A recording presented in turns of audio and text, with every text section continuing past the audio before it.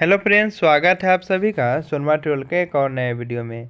तो इस वीडियो में हम लोग पढ़ने वाले हैं कोल विद्रोह के कारण और परिणाम को।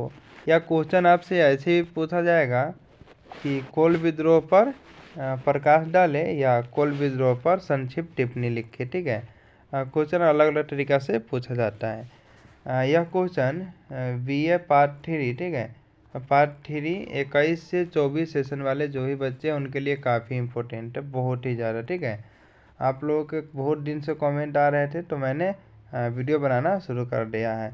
तो देखिए, इससे पहले मैं 5 क्वेश्चन इतिहास के लिए 5 क्वेश्चन मैं करवा चुका हूँ हिस्ट्री ऑनर्स के लिए। ठीक है, ये 6ठा क्वेश्चन है।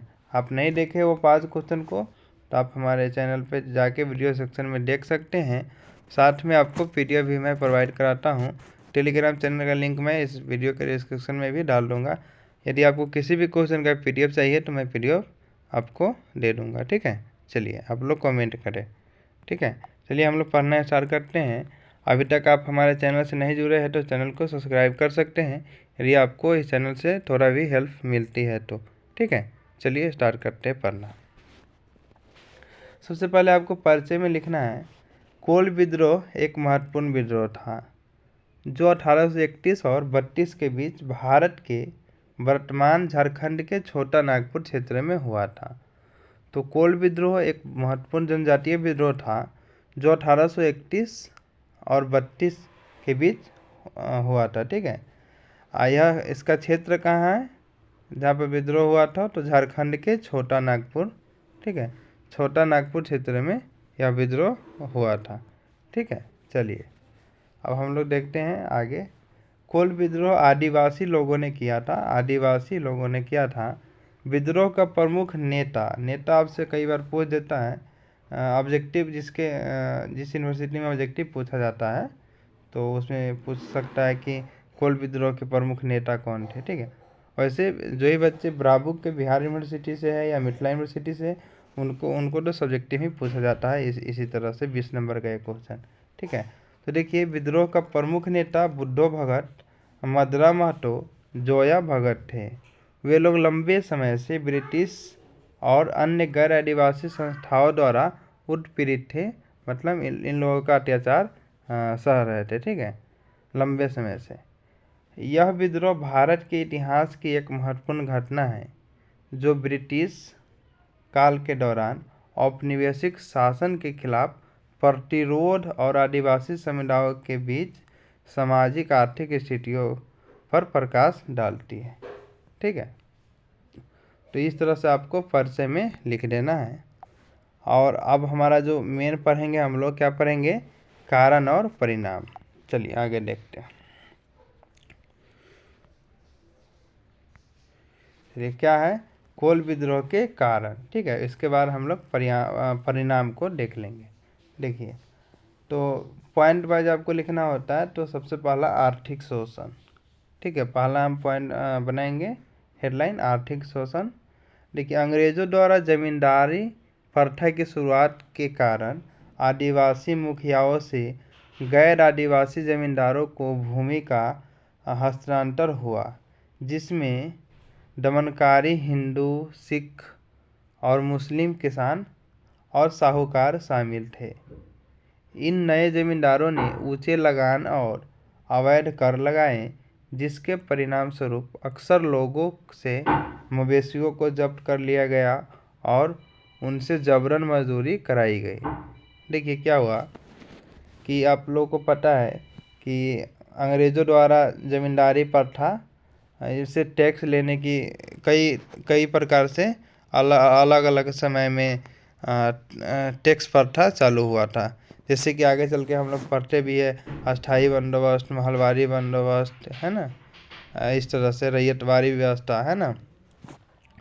तो ये अलग अलग प्रकार के जब टैक्स सिस्टम लगाया तो ऐसे में क्या हुआ, जो आदिवासी जो कोलों की जो ज़मीनें थी, है ना, वो उनसे छीन करके ज़मींदारों को दे दिया गया। ठीक है, ज़मींदारों को उनका मालिक बना दिया गया। तो ऐसे में उनका ज़मीन उनसे छीन गया। ठीक है, और ये ज़मीन मिला किसको? तो बड़े बड़े धनिक लोग को, ज़मींदारों को, है ना, हिंदू, सिख और मुस्लिम किसान और साहूकार इसमें शामिल थे जिनको ये ज़मीन मिली। ठीक है, तो इन लोगों ने क्या करा कि ज़मींदारों ने ऊंचे लगान मतलब अवैध कर लगाए, है ना, ज़्यादा ज़्यादा टैक्स लगा देते थे। इसका परिणाम क्या निकला कि वो लोग टैक्स चुका नहीं पाते थे क्योंकि ऊंचे कर लगाते थे। और ये ज़रूरी थोड़ी है कि क्या कहते हैं उसको कि फसल हमेशा अच्छी हो, है ना। तो ऐसे में इन लोगों को काफ़ी दिक्कत का सामना करना पड़ रहा था, कोलों को, जनजाति को, ठीक है ना, आदिवासी को। ऐसे में उनका घर जब्त कर लिया जाता था, मवेशियों को जब्त कर लिया जाता था, है ना। इस तरह से उनको परेशान किया जाता था। ठीक है, चलिए आगे देखते हैं। देखिए उसके बाद भूमि स्वामित्व और प्रशासन की ब्रिटिश प्रणालियाँ जनजातीय जीवन शैली के लिए अनुपयुक्त थी और इससे व्यापक आर्थिक संकट पैदा हो गया।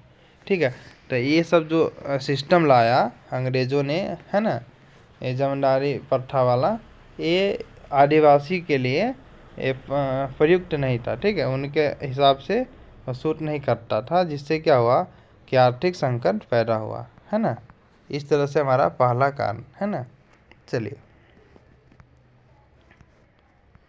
अगला देखिए, दूसरा हम लोग कारण लिखेंगे सामाजिक उत्पीड़न या सामाजिक कारण भी आप लिख सकते हैं।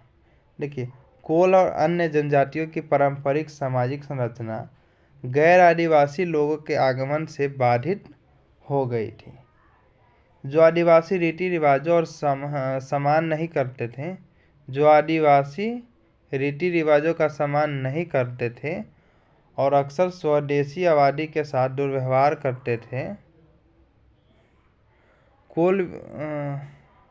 कोल को उनकी बुनियादी गरिमा और अधिकारों से वंचित कर दिया गया, जिसमें स्वायत्तता का नुकसान हुआ और सांस्कृतिक क्षरण हुआ। तो ये कह रहा है, देखिए, जो कोल लोगों का या जो जनजाति था आदिवासी, जो कोल, इन लोगों का जो अपना जो रीति रिवाज था,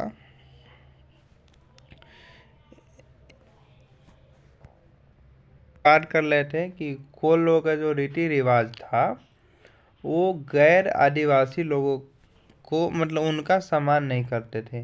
जैसे जो कोल लोगों का जो रीति रिवाज था, इसमें जो गैर आदिवासी लोग था, जो आदिवासी नहीं था, है ना, जो जमींदार, किसान, साहूकार, ये लोग जब आए इनके क्षेत्र में और इनके ज़मीनें कब्जा कर ली, इनके सभी क्षेत्रों में सामाजिक, धार्मिक, है ना, सांस्कृतिक क्षेत्रों में हस्तक्षेप करने लगा, तो ये इनको सूट नहीं करता था। इनको अपना जो चला आ रहा था रीति रिवाज वही इनको चाहिए था आदिवासी को, किंतु ये लोग हस्तक्षेप करते थे उसमें, उसके साथ दुर्व्यवहार करते थे। तो ऐसे में इनको समस्याओं का सामना करना पड़ता था, है ना, आदिवासी को, और ये यही कारण बना विद्रोह का, है ना। ये हो गया सामाजिक उत्पीड़न। और देखिए राजनीतिक कारण या राजनीतिक उत्पीड़न में क्या है कि ब्रिटिश कानून और न्यायिक नीतियों को लागू करने से वंशानुगत आदिवासी प्रमुखों की शक्ति खतरे में पड़ गई और जनजातियों के पारंपरिक शासन को कमज़ोर कर दिया गया। ब्रिटिश औपनिवेशिक प्रशासन को आदिवासी लोगों की ज़रूरतों और रीति रिवाजों के प्रति विदेशी और संवेदनशील माना जाता था। देखिए क्या कह रहा है कि जो ब्रिटिश का नीति था, कानून था, है ना, रूल था, और न्यायिक नीति था, है ना, न्याय करने का जो नीति था वो लागू कर दिया गया। ठीक है, तो जो ब्रिटिश का जो कानून के हिसाब से क्या हुआ कि इनका जो जो आदिवासी के जो प्रमुख थे, पहले क्या होता था कि आदिवासी में जैसे कि आज भी देखिएगा तो कई गांवों में खुद का पंचायत होता है ना, वो लोग खुद अपना फैसला हर चीज़ करता है। तो ऐसे में क्या हुआ, जो आदिवासी प्रमुख था, है ना, उनकी शक्ति को ख़त्म कर दिया गया और ब्रिटिश का शासन लग गया, है ना। तो ऐसे में इनको प्रॉब्लम होने लगी आदिवासी को, है ना। तो ये भी क्या हुआ कि इनका जो पारंपरिक जो शासन था आदिवासी का, कोलों का जो पारंपरिक जो हमेशा से चलते आ रहा था वो भी खतरे में पड़ गई ब्रिटिश कानून और न्यायिक नीति के लागू होने से, है ना, जो विद्रोह का कारण बना, है ना। चलिए अगला है सांस्कृतिक कारण। देखिए अन्य जनजातियों के साथ साथ कोल लोगों में समुदाय और स्वतंत्रता की प्रबल भावना थी, ठीक है। इन्हें सभी जनजातियों में जैसे होती है कि समुदाय और स्वतंत्रता की भावना थी, प्रबल भावना थी, बहुत भावना थी, अच्छा, ठीक, जिससे ब्रिटिश नीतियों से खतरा था। और ब्रिटिश का जो नीति नियम न्यायिक जो भी था वो सब इनके खिलाफ ही था, तो इनको खतरा था, ठीक है। और कि हमारी स्वतंत्रता न खत्म हो जाए, हमारी समुदाय न खत्म हो जाए ब्रिटिश नीति के कारण, ठीक है। जनजातियों के बीच सांस्कृतिक सामंजस्य ने उन बाहरी ताकतों के खिलाफ सामूहिक प्रतिरोध को बढ़ावा देने में मदद की जो उनके जीवन के तरीकों को बदलने की कोशिश कर रहे थे, ठीक है। जो कोशिश कर रहे थे कौन, अंग्रेज जमींदार, ठीक है। तो इसके खिलाफ मतलब ये लोग भर के, ठीक है, प्रतिरोध का भावना का उदय हुआ जो विद्रोह का कारण बना, ठीक है। चलिए अब हम लोग देखेंगे विद्रोह का परिणाम।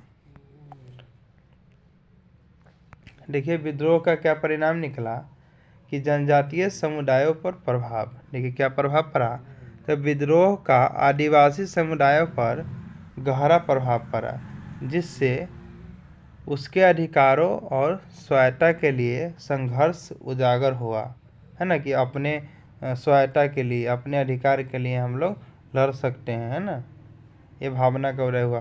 कठोर दमन का सामना करने के बावजूद आदिवासी समुदाय ने कोल विद्रोह की विरासत से प्रेरित होकर के आर्थिक, सामाजिक और राजनीतिक अन्याय का विरोध करना जारी रखा, है ना, ये परिणाम हुआ। देखिए और क्या परिणाम हुआ कि ब्रिटिश नीतियों में परिवर्तन। विद्रोह ने आदिवासी समुदाय की शिकायतों को दूर करने के लिए ब्रिटिश अधिकारियों को तत्काल आवश्यकता पर प्रकाश डाला, ठीक है। हालांकि पर्याप्त परिवर्तन तुरंत लागू नहीं किए गए। विद्रोह के कारण आदिवासी समुदायों के प्रति ब्रिटिश नीतियों में कुछ सुधार हुए, ठीक है। जो अनैतिक नीति लगाया था, ठीक है ना, इस पे विचार किया गया ब्रिटिश शासन के द्वारा और उसको सुधारा गया। कुछ सिस्टम रूल जो है वो उसी समय लगा दिया गया और कुछ बाद में, ठीक है। चलिए अगला भविष्य के जनजातीय विद्रोह के लिए प्रेरणा। देखिए कोल विद्रोह ने कई अन्य आदिवासी समुदायों के लिए ब्रिटिश शासन का विरोध करने और अपने अधिकारों के लिए लड़ने के लिए प्रेरणा स्रोत के रूप में कार्य किया। विद्रोह में शामिल कोल और अन्य जनजातियों के साहस और दृढ़ संकल्प ने भारत में आदिवासी प्रतिरोधों के इतिहास पर एक अस्थायी प्रभाव छोड़ा। ये क्या कह रहा है कि जैसे कि इन कोल लोगों का जो विद्रोह था, ठीक है ना, इस विद्रोह से अन्य कई जनजाति जो है, आदिवासी जो है, ये प्रेरित हो गए कि नहीं अपने हक के लिए हमें लड़ना है। अगर हमें अत्याचार कोई कर रहा है तो हमें लड़ना है। और आपको पता होगा कि इस विद्रोह में मुंडा भी शामिल हो गए थे, ठीक है ना। और आगे चल कर के आप लोग देखते हैं कि संथाल विद्रोह होता है 1855 में, ठीक है ना, तो वो लोग भी इससे प्रेरित था। तो इस तरह से परिणाम निकला, है ना। चलिए तो आज का क्वेश्चन यहीं पे हमारा ख़त्म होता है। ये क्वेश्चन आप पूरा नोट कर लीजिएगा। अगर आपको नहीं भी समझ में आया तो आप इसका PDF मंगवा लीजिए। PDF मैं टेलीग्राम में डाल दूँगा, आप वहाँ से इसको नोट कर लीजिए, नोटबुक बनाइए और वहाँ पे पढ़िए, आपको समझ में आ जाएगा। कोई दिक्कत होगा तो कमेंट करिए और वीडियो अच्छी लगी तो लाइक ज़रूर कीजिएगा। चलिए अब मिलते हैं नेक्स्ट वीडियो में। Thanks for watching this video. चलिए।